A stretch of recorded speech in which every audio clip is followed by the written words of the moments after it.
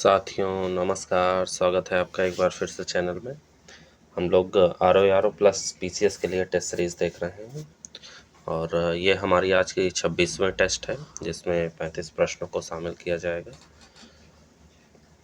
हमने अभी तक जो है 25 टेस्ट देख लिए हैं। हर टेस्ट में 35-35 प्रश्नों को शामिल किया जाता है। आज जो पिछला टेस्ट रहा है, पिछले टेस्ट से हम लोग इकोनॉमिक्स के क्वेश्चन देख रहे हैं और इसमें भी इकोनॉमिक्स के ही क्वेश्चन आपको देखने को मिलेंगे। इसके अलावा हमारी और टेस्ट सीरीज चल रही हैं। जीएस वर्ड की टेस्ट सीरीज चल रही है जो कि फुल टेस्ट है 150 प्रश्नों का। अगर पीसीएस दे रहे हैं तो वो देख सकते हैं और साथ साथ विजन आईएएस की टेस्ट सीरीज चल रही है, वो भी आप देख सकते हैं। ठीक है, तो आज इस टेस्ट में हम जो है 36 से लेके 70 तक के प्रश्नों को शामिल करेंगे। ठीक है, तो पिछले टेस्ट अगर आपने नहीं देखे हैं तो वो जाके देख लीजिए, प्लस पीसीएस के लिए जो अलग से टेस्ट सीरीज चल रही है वो भी जाके देख लीजिए, वो तो काफ़ी महत्वपूर्ण है। ठीक है, प्रश्न आने की पूरी संभावना है वहीं से है। ठीक है, यहाँ से भी आपको बहुत सारे प्रश्न देखने को मिल जाएंगे आर ओ प्लस पीसीएस में।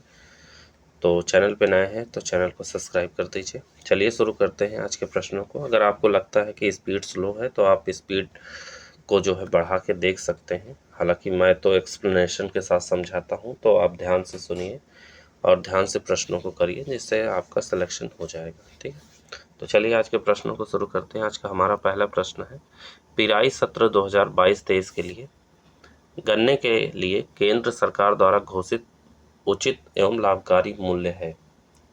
ठीक है, तो गन्ने के लिए जो है क्या घोषित मूल्य है, तो वो है 305 रुपये। 305 रुपये क्या है, प्रति क्विंटल है, ये निर्धारित किया गया है। पिराई सत्र अक्टूबर से सितंबर 2022-23 के लिए गन्ने के उचित एवं लाभकारी मूल्य में 15 रुपये प्रति क्विंटल की वृद्धि सरकार ने अगस्त 2022 में की। 1 अक्टूबर 2022 में शुरू होने वाले पिराई सत्र 2022-23 के लिए यह मूल्य निर्धारित किया गया, कितना, 305 रुपये। केंद्र सरकार द्वारा उचित एवं लाभकारी मूल्य, जिसे एफआरपी कहते हैं, फेयर एंड रेम्युनरेटिव प्राइस बोलते हैं, एफआरपी। ठीक है, उचित एवं लाभकारी मूल्य जो है गन्ने के लिए किसानों को दिया जाने वाला न्यूनतम मूल्य होता है। जैसे एमएसपी होता है, ठीक है, एमएसपी बाकी फसलों में दिया जाता है, जो भी फसलें एमएसपी के अंतर्गत आती है, लेकिन गन्ने के लिए एफआरपी दिया जाता है, ये जरूर याद रखिएगा। ठीक है, गन्ने के लिए एमएसपी नहीं दिया जाता बल्कि एफआरपी दिया जाता है। चीनी मिलें इससे अधिक मूल्य के भुगतान हेतु स्वतंत्र होती हैं। ठीक है, यानी अगर जो है सरकार ने 305 रुपये घोषित किया है तो जो चीनी मिले हैं जरूरी नहीं कि वो 305 रुपये में खरीदें, 310, 15, 20, 50 कितना भी रेट लगा के गन्ना किसानों से खरीद सकती हैं। ठीक है, वो उसके लिए स्वतंत्र होती हैं। तो ऑप्शन हमारा सी सही है। आगे बढ़ते हैं। अगला प्रश्न है, आर्थिक समीक्षा 2021-22 में कृषि एवं संबद्ध का सकल मूल्य वर्धन यानी जीवीए जो है में योगदान अनुमानित है। तो 2021-22 में कितना अनुमानित किया गया था, तो ये अनुमानित किया गया था 18.8%। ये कृषि एवं संबद्ध क्षेत्रों के लिए है। ठीक है, 18.8%, जो 28% है, 28.2% ये उद्योगों के लिए था। ठीक है, उद्योग आते हैं हमारे द्वितीय क्षेत्र में, कृषि आती है प्राथमिक क्षेत्र में, और सेवा क्षेत्र में 53%, कितना, 53% जो है अर्थव्यवस्था में योगदान का अनुमान लगाया गया था। ठीक है, तो ऑप्शन हमारा सी सही है।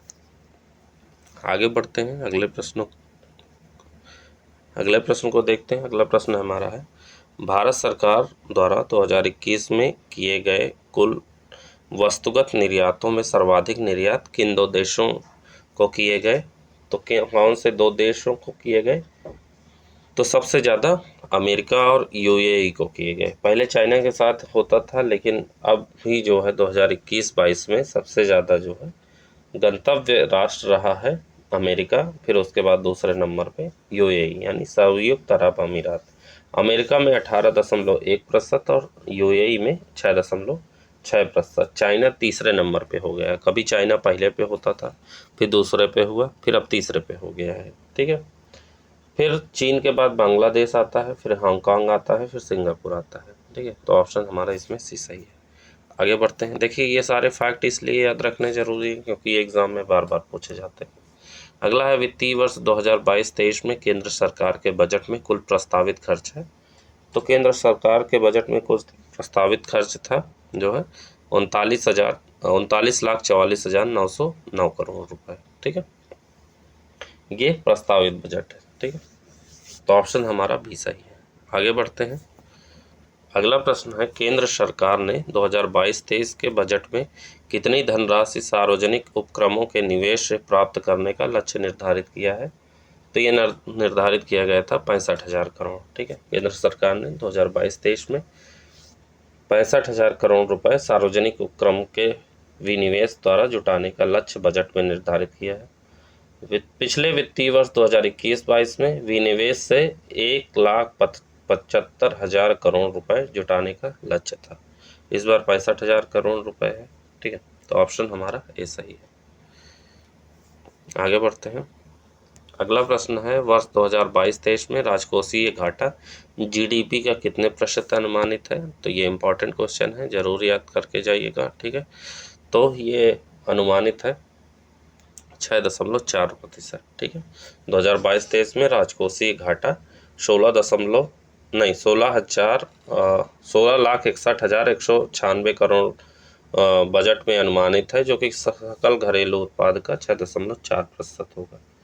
2021-22 की बात करें तो उसमें राजकोषीय घाटा जीडीपी के 6.8% तक रहने का लक्ष्य पिछले वर्ष के बजट में निर्धारित किया गया था, किंतु संशोधित आकलन में यह जीडीपी का 6.9% अनुमानित हुआ।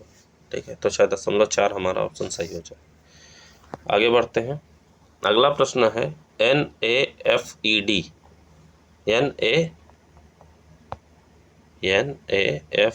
जिसे नाफेड कहते हैं। ठीक है, नाफेड किससे संबंधित होता है। तो नाफेड संबंधित होता है कृषि विपणन से। कृषि विपणन जानते ही हैं, सहकार भारतीय राष्ट्रीय कृषि सहकारी विपणन संघ यानी national agriculture cooperative marketing federation of India, जिसे नाफेड कहते हैं, कृषि विपणन से संबंधित है, जिसकी स्थापना 2 अक्टूबर 1958 को हुई। कब हुई? 2 अक्टूबर 1958 को। नाफेड की स्थापना कब होती है? 2 अक्टूबर 1958 को। यह राष्ट्रीय स्तर पर शीर्ष सहकारी संगठन है, जिसका प्रमुख कार्य चुनी हुई कृषि वस्तुओं का प्रबंधन, वितरण, निर्यात तथा आयात करना है। ठीक है, तो ऑप्शन हमारा बी सही हो जाएगा। आगे बढ़ते हैं। बहुत इंपॉर्टेंट क्वेश्चन है, भारत में न्यूनतम समर्थन मूल्य का निर्धारण कौन करता है। एमएसपी का निर्धारण कौन करता है? कई बार पूछा गया ये सवाल है, आपको याद होना चाहिए। एमएसपी का निर्धारण कृषि लागत एवं मूल्य आयोग करता है। ठीक है, कौन करता है? कृषि लागत एवं मूल्य आयोग। कृषिगत उपजों की कीमतों पर सरकार को सलाह देने के उद्देश्य से वर्ष 1965 में कृषि मूल्य आयोग की स्थापना की गई। वर्ष 1985 में कृषि मूल्य आयोग का नाम बदलकर कृषि लागत एवं मूल्य आयोग कर दिया गया। इसका मुख्यालय नई दिल्ली में है। इस संस्था द्वारा कुल 23 फसलों, सरकार द्वारा कुल 25 फसलों के मूल्यों की घोषणा की जाती है। तो एमएसपी में टोटल कितनी फसलें हैं? 23।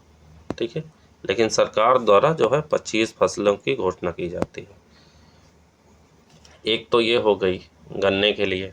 ठीक है, तो कुल 25 फसलें हैं। आगे अगला प्रश्न है प्रजनन तथा आर्थिक विकास के बीच संबंध प्रतिदर्श करने वाले वक्र को कहते हैं। तो उसके वक्र को क्या कहते हैं? उसको कहते हैं बेकर वक्र। क्या कहते हैं? बेकर वक्र। प्रजनन तथा आर्थिक विकास, जिसे प्रति व्यक्ति आय के रूप में व्यक्त किया गया हो, के बीच संबंध प्रदर्शित करने वाले वक्र को बेकर वक्र या बेकर प्रजनन वक्र कहते हैं। रॉबर्ट बोरो और गैरी बेकर द्वारा प्रतिपादित इस वक्र के अनुसार कुछ सीमा तक प्रति व्यक्ति आय में वृद्धि प्रजननता में वृद्धि लाएगी, पर एक सीमा के बाद प्रति व्यक्ति आय वृद्धि के साथ प्रजननता में कमी आएगी और वह भी गिरती हुई दर में गिरेगी। यह वक्र उल्टे यू यानी इन्वर्टेड यू की तरह होती है। कुज़नेट्स वक्र विकास एवं आय की विषमता के बीच संबंध प्रकट करता है। यह उल्टे यू आकार की होती है। लॉरेंस वक्र को 1905 में मैक्स ओ लॉरेंस ने विकसित किया। इसके द्वारा आय वितरण की असमानता को नापा जाता है। ठीक है, तो अगर कुजनेट्स वक्र की बात करें तो इसमें जो है विकास एवं आय की विषमता नापी जाती है। किसको? विकास एवं आय की विषमता।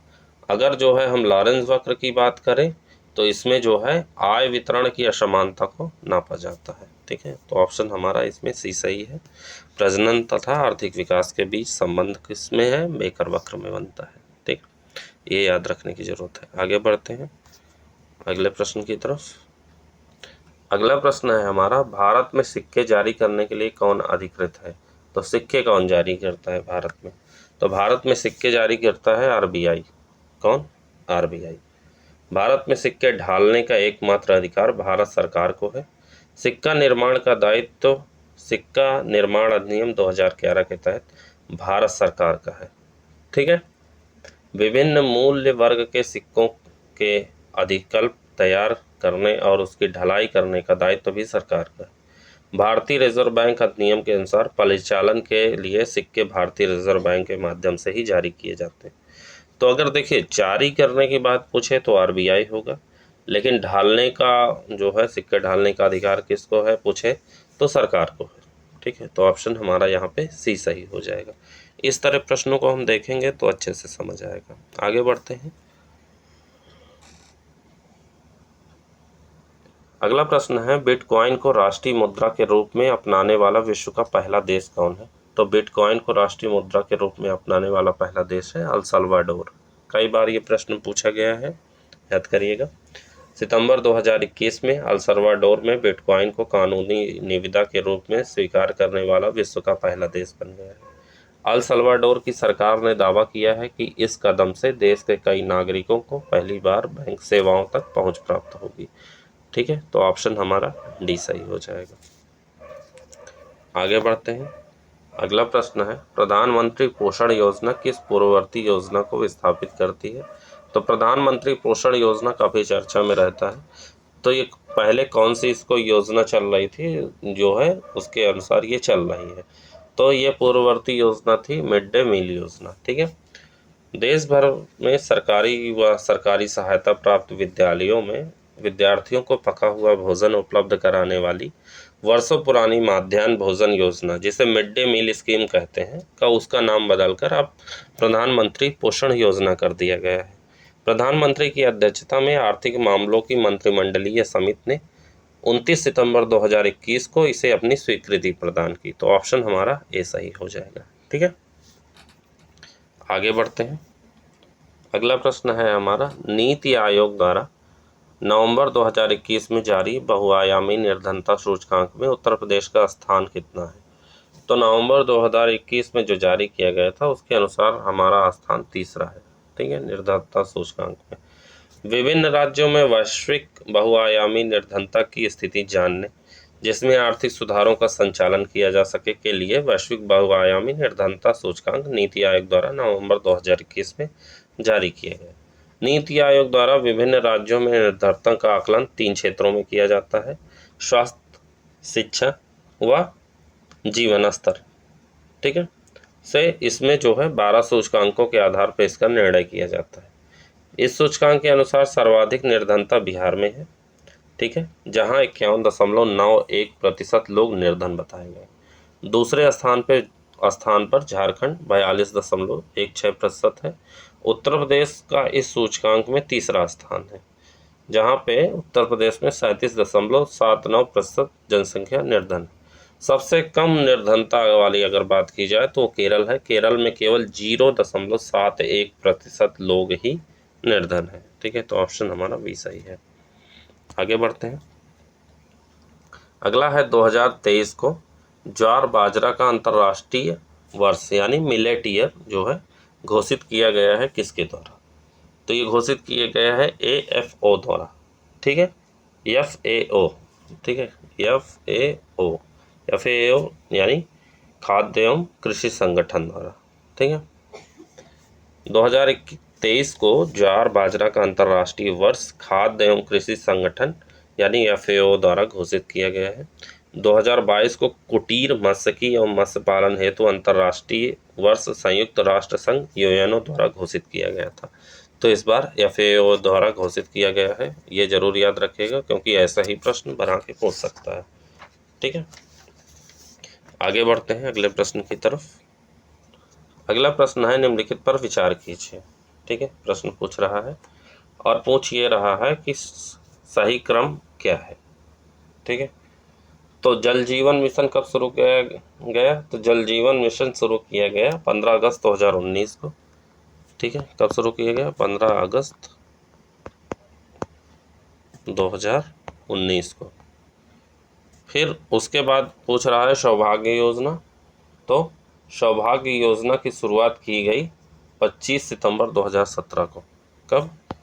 25 सितंबर 2017 को। ठीक है, प्रधानमंत्री फसल बीमा योजना की बात करें तो प्रधानमंत्री फसल बीमा योजना की शुरुआत 13 जनवरी 2016 से की गई। 13 जनवरी 2016। और प्रधानमंत्री किसान सम्मान निधि की शुरुआत कब हुई? तो प्रधानमंत्री किसान सम्मान निधि की शुरुआत 24 फरवरी 2019 से हुई। 24 फरवरी 2019 से। ठीक है, तो इस प्रकार हमारा जो है पहले कौन हो जाएगा? तो पहले हो जाएगा हमारा प्रधानमंत्री फसल बीमा योजना 2016 में, फिर 2017 में सौभाग्य योजना, फिर जो है 24 फरवरी 2019 को प्रधानमंत्री किसान सम्मान निधि, और फिर 15 अगस्त 2019 को जल जीवन मिशन। तो हमारा ऑप्शन जो है बी सही हो जाएगा। ठीक है, कौन सा सही हो जाएगा? बी सही हो जाएगा। आगे बढ़ते हैं अगले प्रश्न की तरफ। अगला प्रश्न है हमारा, भारतीय खाद्य निगम की स्थापना कब हुई? तो भारतीय खाद्य निगम की स्थापना हुई है 1 जनवरी 1965 को। खाद्यान्न जांच समिति यानी अशोक मेहता समिति 1957 ने यह संस्तुति की कि सरकार को धीरे धीरे नियोजित रूप से खाद्यान्नों के थोक व्यापार को अपने हाथों में ले लेना चाहिए। फलतः 100 करोड़ रुपए की पूंजी से 1 जनवरी 1965 को भारतीय खाद्य निगम FCI की स्थापना की गई। FCI खाद्यान्नों के क्रय विक्रय वितरण और भंडारण करने वाली केंद्र सरकार की एक नोडल एजेंसी है जो अधिकांशतः PDS के माध्यम से कार्य करती है। ठीक है, तो ऑप्शन हमारा बी सही हो जाएगा, सी सही हो जाएगा। ठीक है, आगे बढ़ते हैं। अगला प्रश्न है निम्नलिखित में से कौन सुमेलित है? ठीक है, तो एक सुमेलित है, बाकी सारे सुमेलित। मसाला बोर्ड। मसाला बोर्ड है कोच्चि केरल में। कहाँ? मसाला बोर्ड है कोच्चि केरल में। ठीक है, फिर रबर बोर्ड। रबर बोर्ड है कोट्टायम में, कोट्टायम केरल में। ठीक है, तंबाकू बोर्ड है जो है गुंटूर, तंबाकू बोर्ड है गुंटूर आंध्र प्रदेश में, तेलंगाना नहीं, आंध्र प्रदेश में। ठीक है, आंध्र प्रदेश। ठीक है, आंध्र प्रदेश में है। और तंबाकू मत्स्य बोर्ड जो है वो हैदराबाद में है। सॉरी, राष्ट्रीय मत्स्य विकास बोर्ड हैदराबाद में है। ऑप्शन सी सही है। तंबाकू बोर्ड हमारा कहाँ है? आंध्र प्रदेश में है, गुंटूर आंध्र प्रदेश में, ना कि हैदराबाद में। ठीक है, तो ऑप्शन हमारा सी सही है, जो कि सही सुमेलित है, बाकी सही सुमेलित नहीं है। आगे बढ़ते हैं अगले प्रश्न की तरफ। अगला प्रश्न कहता है किसानों की सहायता हेतु किसान कॉल सेंटर KCC योजना कब प्रारंभ की गई? तो KCC योजना जो है शुरू की गई जनवरी 2004 से। ठीक है, किसान कॉल सेंटर यानी KCC 21 जनवरी 2004 से देश की लगभग सभी राज्यों में लागू है। इस योजना का टोल फ्री टेलीफोन लाइन 1800-180-1551 या 1551 है। ठीक है, मैं लिख देता हूँ, आप याद कर लीजिएगा। टोल फ्री नंबर है 1800, कभी आपको ज़रूरत पड़ सकती है, फिर 180, फिर 1551, यही है, या जो है 1551 यही है। ठीक है, तो 1800-180-1551 ये है किसान कॉल सेंटर का टोल फ्री नंबर, ठीक है। आप इसे याद कर सकते हैं, आप किसी को बता भी सकते हैं, ठीक है। यह किसान समुदाय को कृषि संबंधी सभी जानकारी उपलब्ध कराता है। प्रत्येक किसान कॉल सेंटर पर किसान कॉल सेंटर एजेंट, जिन्हें L1 एजेंट कहा जाता है, किसानों से पूछताछ तथा प्रश्नों का नियमित रूप से जवाब देते हैं, ठीक है। तो अगर आपके यहाँ कोई किसान है या आप खुद ही हैं तो आप जो है इस नंबर पे कॉल करके जानकारी ले सकते हैं, कृषि संबंधी जो भी जानकारियाँ, ठीक है। आगे बढ़ते हैं। अगला प्रश्न है, अक्टूबर 2021 में सार्वजनिक क्षेत्र की किस कंपनी को महारत्न कंपनी का दर्जा दिया गया था? काफ़ी चर्चा में रहा है यह प्रश्न, तो याद ही होगा, ये था पावर फाइनेंस कॉरपोरेशन, PFC को जो है इसका दर्जा मिला। विद्युत क्षेत्र के लिए देश की आधिकारिक संरचना की सबसे बड़ी वित्त कंपनी पावर फाइनेंस कॉरपोरेशन को महारत्न का दर्जा सरकार ने अक्टूबर 2021 में प्रदान किया। देश में महारत्न कंपनियों की कुल संख्या अब 11 हो गई है। नवरत्न कंपनियों की संख्या अब 14 से घटकर 13 हो गई है, ठीक है। महारत्न कंपनियों के लिए क्या अगर दर्ज कराना है तो उसके लिए क्या आवश्यक होने चाहिए?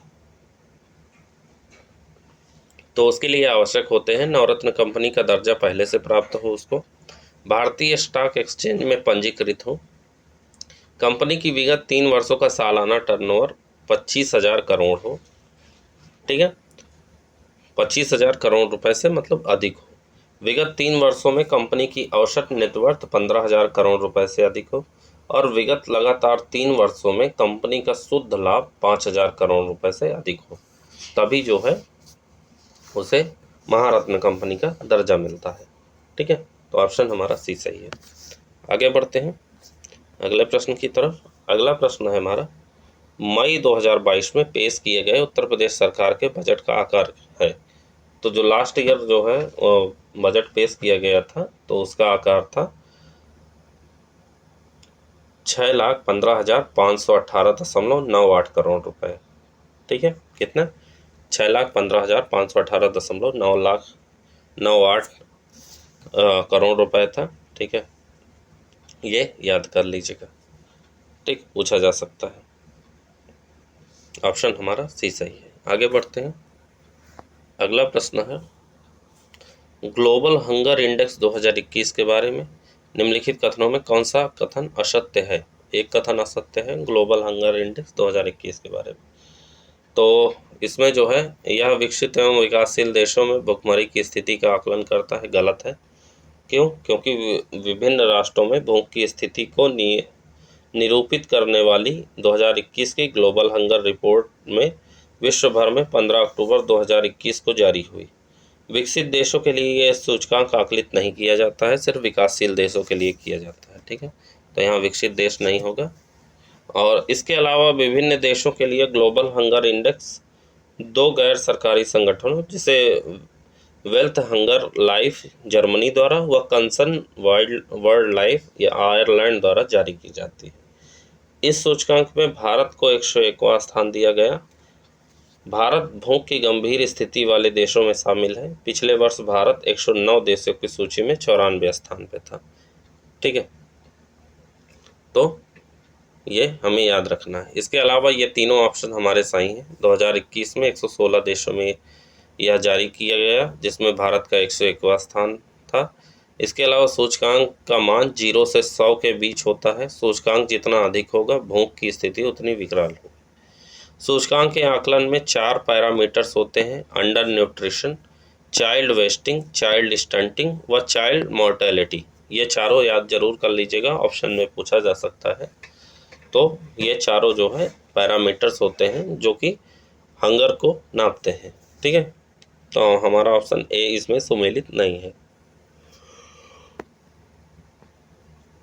अगला प्रश्न देखते हैं। अगला प्रश्न है, विश्व उपभोक्ता अधिकार दिवस कब मनाया जाता है? तो विश्व उपभोक्ता अधिकार दिवस मनाया जाता है हमारा 15 मार्च को। कब मनाया जाता है? 15 मार्च को। विश्व उपभोक्ता अधिकार दिवस 15 मार्च को मनाया जाता है। इस वर्ष उपभोक्ता अधिकार दिवस 2022 की थीम फेयर डिजिटल फाइनेंस है। विश्व उपभोक्ता अधिकार दिवस पूर्व अमेरिकी राष्ट्रपति जॉन एफ कैनेडी से प्रेरित है, ठीक है। और जब उन्होंने 15 मार्च 1962 को अमेरिकी कांग्रेस में बोलते हुए उपभोक्ता अधिकारों के लिए जो है बारे में एक संदेश दिया था।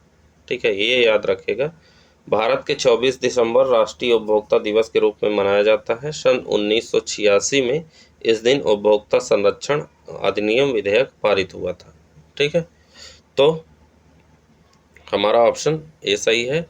इसके अलावा बात करें तो हमारे 2023 की थीम क्या रही है, तो यानी इस साल 2023 की थीम रही है स्वच्छ ऊर्जा की गति से उपभोक्ताओं को सशक्त बनाना। ठीक है, और 2022 की थीम मैंने बता ही दिया है। 2022 की थीम रही है फेयर डिजिटल फाइनेंस, और 2021 की थीम रही है प्लास्टिक प्रदूषण से निपटना। ठीक है, तो इस प्रकार थीम पूछा जा सकता है।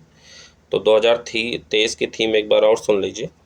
स्वच्छ ऊर्जा की गति से उपभोक्ताओं को सशक्त बनाना इस साल की थीम रही है। तो ऑप्शन ए हमारा सही है। आगे बढ़ते हैं। अगला प्रश्न है, विशेष आर्थिक क्षेत्र SEZ अधिनियम प्रभावी हुआ, स्पेशल इकोनॉमिक जोन किस साल प्रभावी हुआ। ठीक है, तो स्पेशल इकोनॉमिक जोन प्रभावी हुआ 2006 में। ठीक है, कब हुआ? 2006 में। भारत में विशेष आर्थिक क्षेत्र स्पेशल इकोनॉमिक जोन अधिनियम मई 2006 में संसद द्वारा पारित हुआ था तथा 23 जून 2005 को इसे राष्ट्रपति की स्वीकृति प्राप्त हुई थी। ठीक है, 2005 मई में जो है संसद में पारित हुआ, और 2005 में ही 23 जून को इसे राष्ट्रपति की स्वीकृति हुई, लेकिन यह प्रभावी हुआ 10 फरवरी 2006 से। कब? 10 फरवरी 2006 से प्रभावी हुआ था। ठीक है, और इसके अलावा SEZ किसी देश के भीतर ऐसे क्षेत्र हैं जो प्रायः शुल्क मुक्त होते हैं तथा यहाँ मुख्य रूप से निवेश को प्रोत्साहित करने तथा रोजगार पैदा करने के लिए अलग अलग व्यापार और वाणिज्यिक कानून होते हैं। एशिया का पहला निर्यात प्रसंस्करण क्षेत्र यानी एक्सपोर्ट प्रोसेसिंग जोन EPZ जिसे कहते हैं वर्ष 1965 में कांडला गुजरात में स्थापित किया गया। वर्तमान में 379 SEZ अधिसूचित हैं, जिसमें से 265 चालू हैं। लगभग 64 SEZ जो कि 5 राज्यों तमिलनाडु, तेलंगाना, कर्नाटक, आंध्र प्रदेश और महाराष्ट्र में स्थित है। ठीक है, तो ऑप्शन हमारा इसमें डी सही हो जाएगा। आगे बढ़ते हैं। अगला प्रश्न है, भारत में अल्पसंख्यकों के कल्याण हेतु प्रधानमंत्री द्वारा घोषित कार्यक्रम को कहा जाता है। तो प्रधानमंत्री द्वारा घोषित कार्यक्रम को कहा जाता है 15 सूत्रीय कार्यक्रम। क्या कहा जाता है? 15 सूत्रीय कार्यक्रम। प्रधानमंत्री का नवीन 15 सूत्रीय कार्यक्रम अल्पसंख्यकों के कल्याण के लिए एक व्यापक कार्यक्रम है जो विभिन्न मंत्रालयों, विभागों की योजनाओं एवं पहलों को शामिल करता है। 20 सूत्रीय कार्यक्रम गरीबी निवारण से संबंधित कार्यक्रम है जो 1975 में लागू है। ठीक है, प्रधानमंत्री रोजगार योजना 1993 में शुरू किया गया। इसका उद्देश्य बेरोजगार युवाओं को स्वरोजगार के अवसर प्रदान करना है। तो ऑप्शन हमारा डी सही है। आगे बढ़ते हैं। अगला प्रश्न है, राजकोषीय स्थिति एवं मौद्रिक नीति की सीमा मानी जाती है। तो राजकोषीय स्थिति एवं मौद्रिक नीति की सीमा क्या मानी जाती है? तो उसकी सीमा मानी जाती है घाटा वित्तीयन को। ठीक है, विशुद्ध राजकोषीय नीति वह है जो अर्थव्यवस्था में ब्याज दर तथा मुद्रा की पूर्ति को किसी रूप में प्रभावित न करे, क्योंकि ये दोनों ही मौद्रिक नीति के क्षेत्र में आते हैं। करारोपण, सार्वजनिक व्यय तथा सार्वजनिक ऋण राजकोषीय नीति के 3 प्रमुख अस्त्र हैं। घाटा वित्तीयन जो एक प्रकार केंद्रीय बैंक से ली जाने वाली ऋण व्यवस्था है, जिसे सरकार देश के केंद्रीय बैंक से नए नोटों के निर्गमन के द्वारा प्राप्त करती है। चौथे अस्त्र के रूप में स्वीकार किया जाता है, पर यह एक विशुद्ध राजकोषीय अस्त्र नहीं है, क्योंकि यह सरकारी व्यय तथा मुद्रा की पूर्ति दोनों को प्रभावित करती है। इसलिए घाटे के वित्तीयन को हम राजकोषीय तथा मौद्रिक नीति की सीमा पर स्थित मानते हैं। ठीक है, तो ऑप्शन हमारा कौन सा सही हो जाएगा? ऑप्शन बी सही हो जाएगा। आगे बढ़ते हैं अगले प्रश्न की तरफ। अगला प्रश्न है, राजस्व व्यय ऐसे व्यय होते हैं जिससे अर्थव्यवस्था में, तो राजस्व व्यय किस तरह के व्यय होते हैं? तो ये होते हैं हमारे जिसमें कि किसी भी संपत्ति या पूंजी का निर्माण का सृजन नहीं होता। बिल्कुल सही है।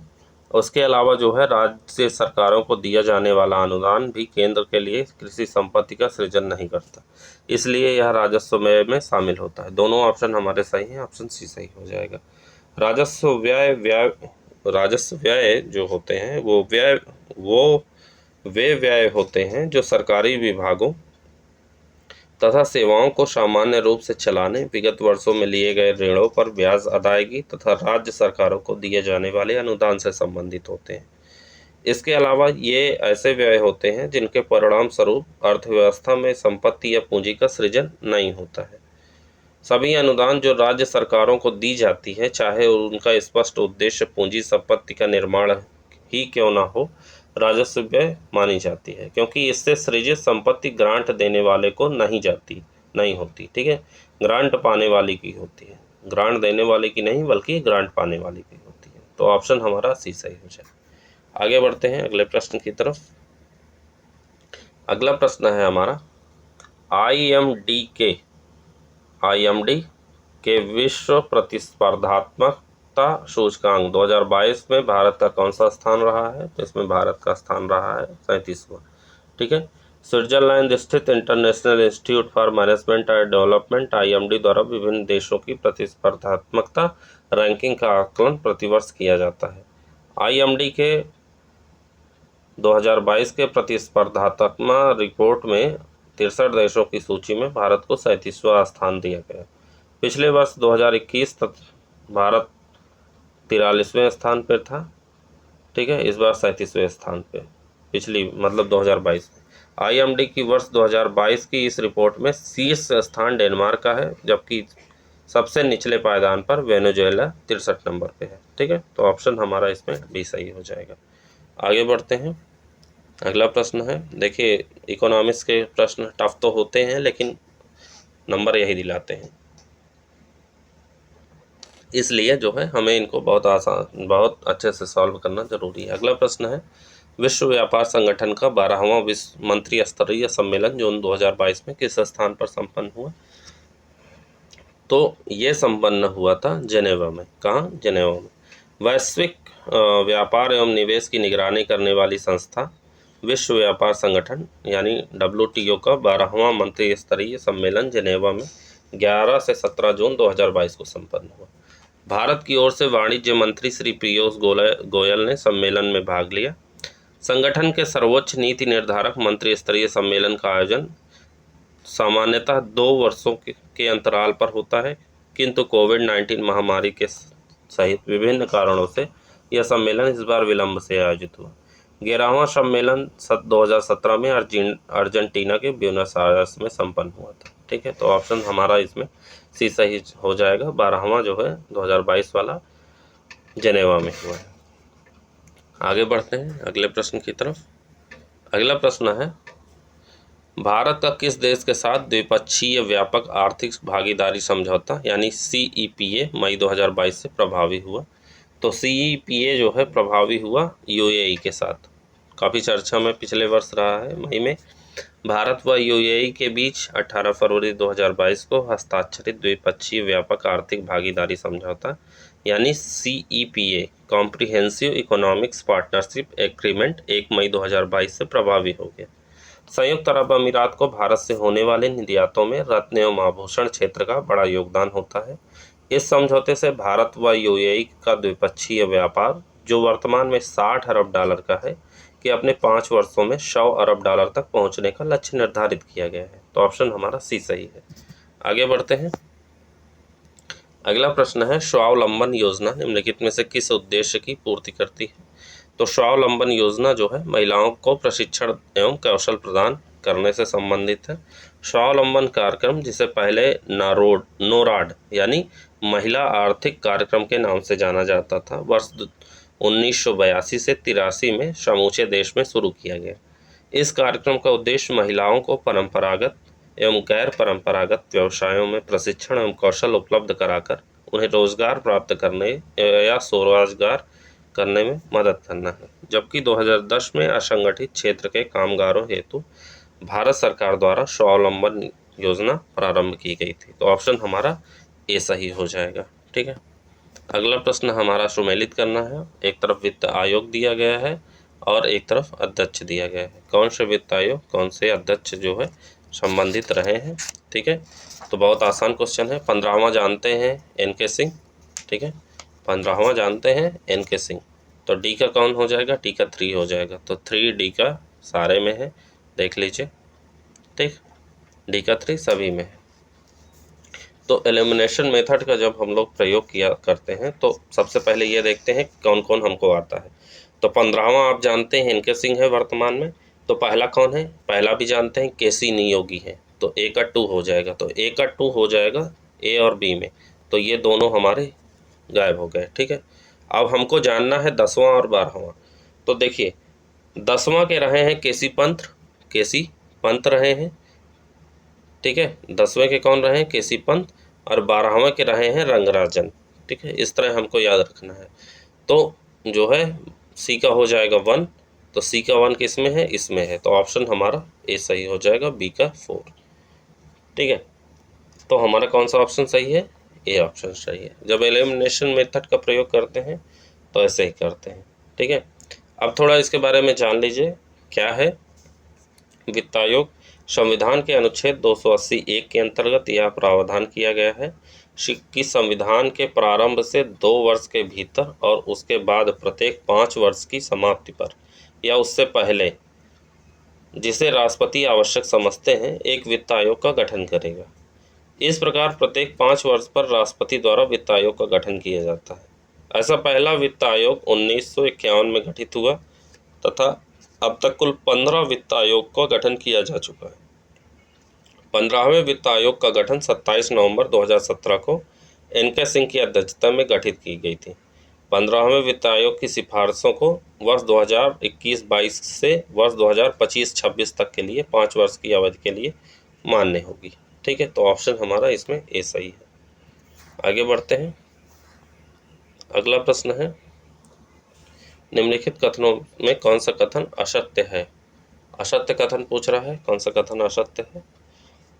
पहला कथन है सार्वजनिक उद्यमों में सरकार की अंशधारिता में कमी लाना विनिवेश कहलाता है, बिल्कुल सही है। दूसरा है विनिवेश निजीकरण करने का माध्यम है, ये भी सही है। फिर है लाभ पर काम कर रही किसी सार्वजनिक उद्यम का विनिवेश नहीं होता, ये भी सही है। भारत में विनिवेश का प्रयोग पहली बार 1995-96 में हुआ जब मनमोहन सिंह वित्त मंत्री थे, ये गलत है।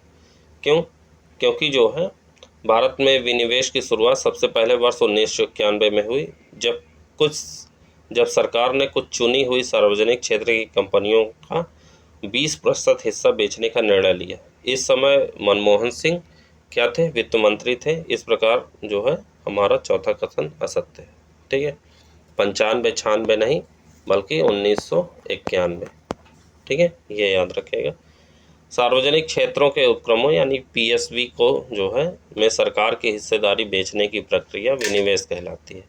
परंतु विनिवेश के अंतर्गत सरकार उस उपक्रम पर अपना स्वामित्व अथवा मालिकाना हक बनाए रखती है। प्रत्येक वर्ष सरकार बजट में सार्वजनिक उपक्रमों में विनिवेश के लिए वार्षिक लक्ष्य निर्धारित करती है। तो ऑप्शन हमारा डी सही हो जाएगा। आगे बढ़ते हैं अगले प्रश्न की तरफ। अगला प्रश्न हमारा है 17वीं भारत वन स्थिति रिपोर्ट 2021 के बारे में निम्नलिखित कथनों में कौन विचार कीजिए। ठीक है, और कौन से कथन असत्य हैं।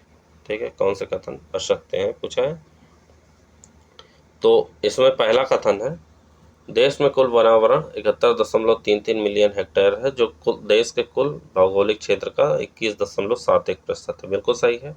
देश में कुल वृक्षावरण 9.57 मिलियन हेक्टेयर है जो देश के कुल भौगोलिक क्षेत्र का 2.91% है, ये भी सही है। भारत में सर्वाधिक मैंग्रोव आच्छादित 4 राज्य महाराष्ट्र, तमिलनाडु, पश्चिम बंगाल एवं केरल में है, ये गलत है। क्यों, क्योंकि जो है ISFR 2021 के अनुसार भारत में मैंग्रोव आवरण देश के 12 तटीय राज्यों और संघीय क्षेत्रों के लगभग 4,992 वर्ग किलोमीटर पर क्षेत्र में ये फैला हुआ है। देश के कुल भौगोलिक क्षेत्र का 0.5% है। भारत में सर्वाधिक मैंग्रोव आच्छादित 4 राज्य या संघीय क्षेत्र जो होते हैं वो पश्चिम बंगाल, गुजरात, अंडमान निकोबार द्वीप समूह और आंध्र प्रदेश है।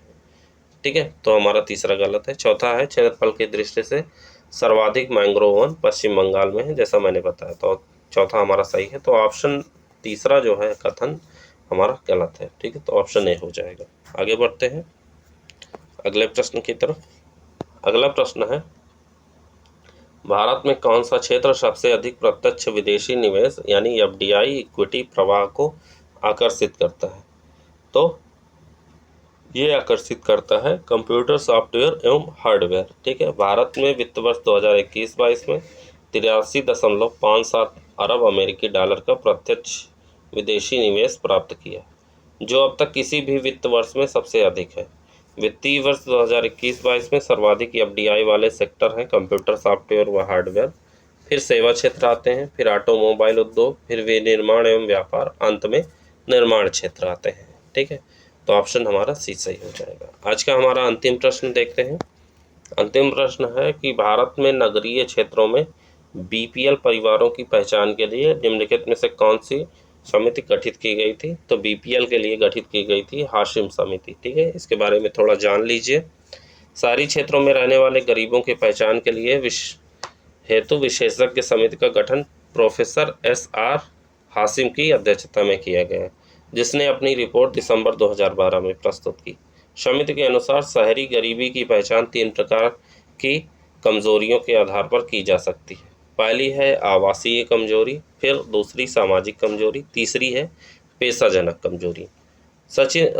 सुरेश तेंदुलकर समिति व लकड़वाला समिति जो है, ये सुरेश तेंदुलकर और लकड़वाला समिति जो है, ये समिति दोनों भारत में निर्धनता के अनुमानों से संबंधित है।